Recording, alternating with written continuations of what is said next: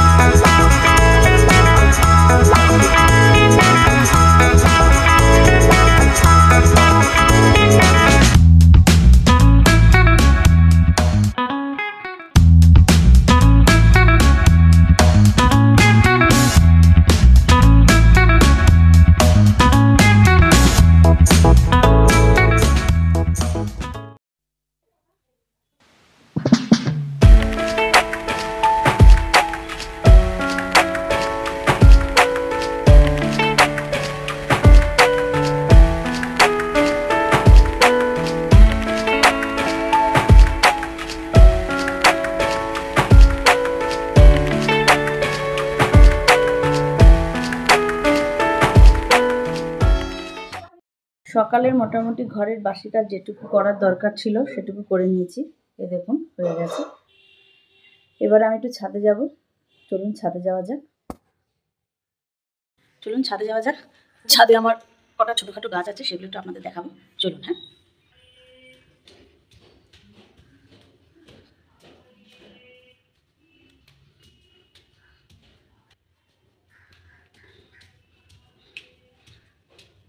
এই দেখুন বন্ধুরা, ছোটোখাটো গাছ করেছি, খুব বেশি গাছ না। আর শীত শেষ, এবার এই গাছগুলো উঠে যাবে, এর জায়গায় অন্য গাছ আসবে। এই দেখুন, এই দেখুন, এটা অনেকগুলো কুড়ি এসেছে। এটা অলরেডি আগে ফুল হয়ে গেছিলো, এখন কটা কুড়ি এসেছে। এই দেখুন,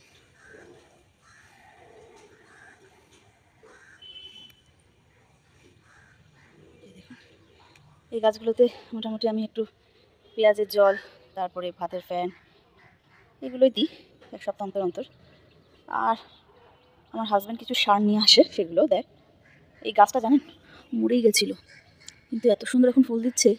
গাছটাকে অনেক কষ্ট করে বাঁচিয়েছি, জানেন তো। দেখুন অনেক ফুল হয়েছে, এখন 3টে আছে, মানে এর আগে অনেকগুলো ফুল হয়েছে। দেখুন আরও অনেকগুলো কুড়ি আছে। এই দেখুন,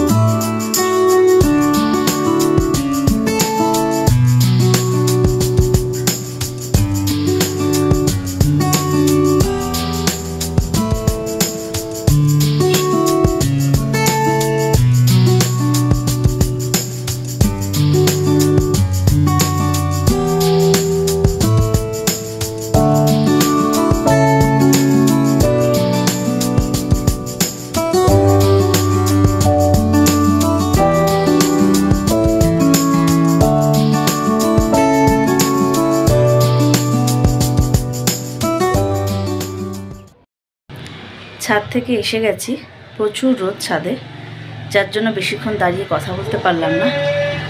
জামা কাপড় মেলে চলে আসলাম। এত রোদের তেজ এই দুদিন ধরে, এই কদিন তো রোদই ছিল না, এই দুদিন এত রোদের তেজ যে দাঁড়ানো যাচ্ছে না।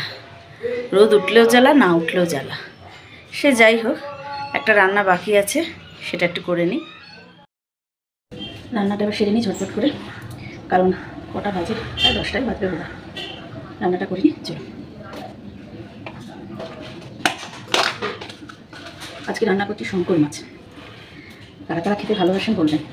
পুরো মাংসের মতন করে করতে হয়, আর ঝোল হয় না, একটু বেশ কষা কষা করে করলে বেশি ভালো লাগে। প্রথমে আমি একটু গরম মশলাগুলো একটু তেলে দিয়ে দিলাম।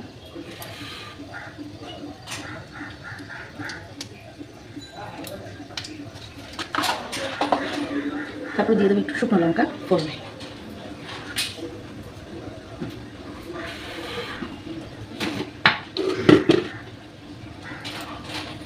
শুকনো লঙ্কার গোটা গরম মশলা ফোড়নে দিয়ে দিলাম।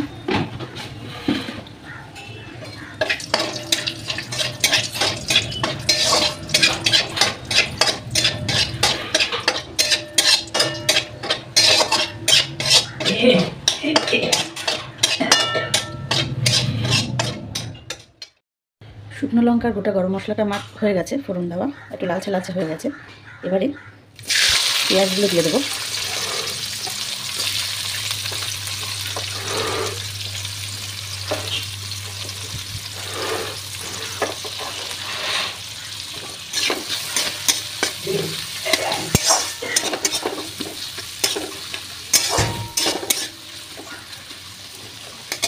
একটু বাড়িয়ে দেবো গ্যাসটা, যেহেতু আমি একটু কমিয়ে কমিয়ে রান্না করি সব কিছু, একটু গ্যাসটা বাড়িয়ে দেবো।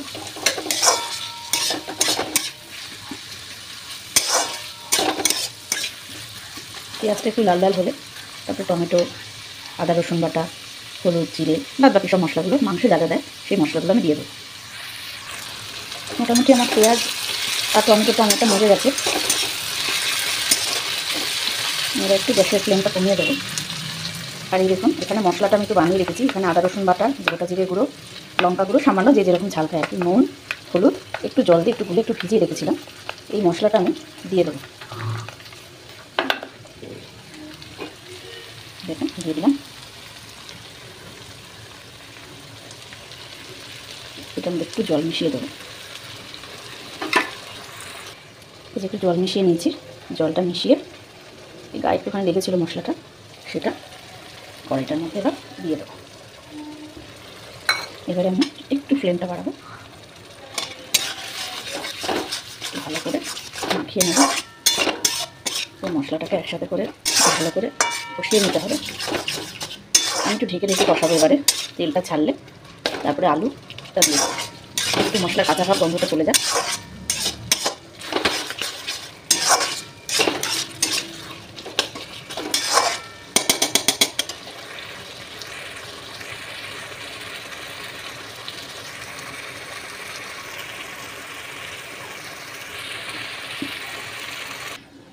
এই যে আমি ঢেকে রেখেছি একদম কম আছে।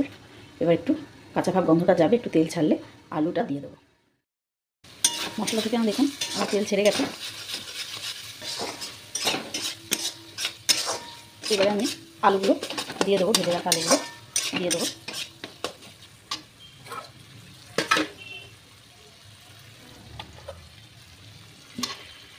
আলুগুলো একটু দুটো একটা একটু কড়া হয়ে গেছে, আসলে কমিয়ে কমিয়ে ভাজছে না, ভুলে যাই আবার। একটু এটা ওটা কাট করতে গিয়ে একটা দুটো আলু একটু বেশি কড়া হয়ে গেছে, একটুখানি বেশি না, পেছনটা একটুখানি।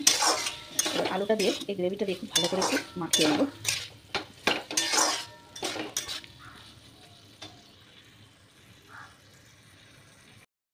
দেখুন মাছ আর আলু দিয়ে আমার একটু কষানো হয়ে গেছে। যে বাটিটা আলু ভেজে রেখেছিলাম ওই বাটিটাতে একটু গরম জল করেছিলাম। আমি সব রান্নাতে একটু গরম জল দিই, রান্নার টেস্টটাও খুব ভালো হয়। এবার একটু গরম জল দেবো, খুব বেশি জল দেবো না, একটু গামাখা ঝোল দেবো।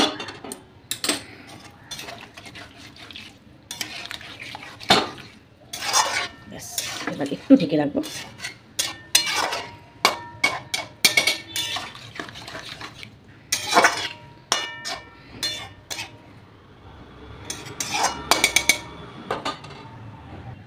একটু ঢেকে রাখলাম, একটু কমিয়ে রেখেছি আঁচটা, এবার একটু ঢেকে রাখলাম।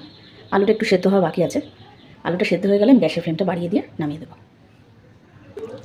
মাছটা আমার হয়ে গেছে, রেডি হয়ে গেছে মাছটা। এবার আমি নামিয়ে দেবো, আর একটুখানি ঝোলটা শুকাবো, তারপরে নামিয়ে ফেলবো। রান্নাটা আমার হয়ে গেছে, দেখতেই পেলেন। এবারে রান্নাঘরটা একটু গুছিয়ে নেবো।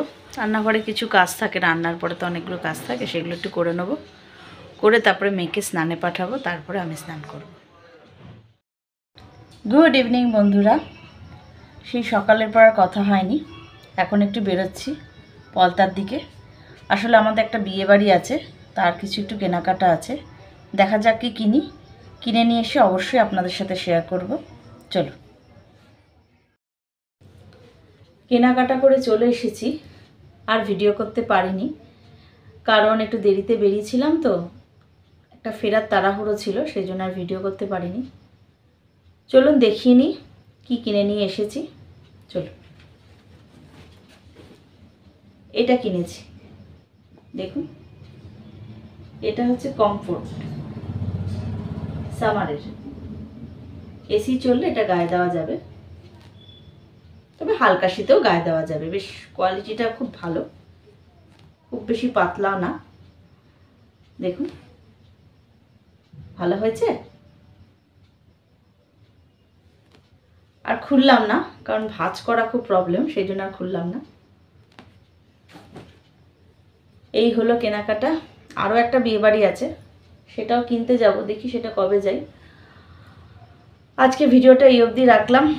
ভালো থাকবেন সবাই, সুস্থ থাকবেন, সাবধানে থাকবেন। আমার ভিডিওটা ভালো লাগলে অবশ্যই সাবস্ক্রাইব করে দেবেন, একটা লাইক করে দেবেন, শেয়ার করে দেবেন। তো আজকে এই অবধি, টাটা, গুড নাইট।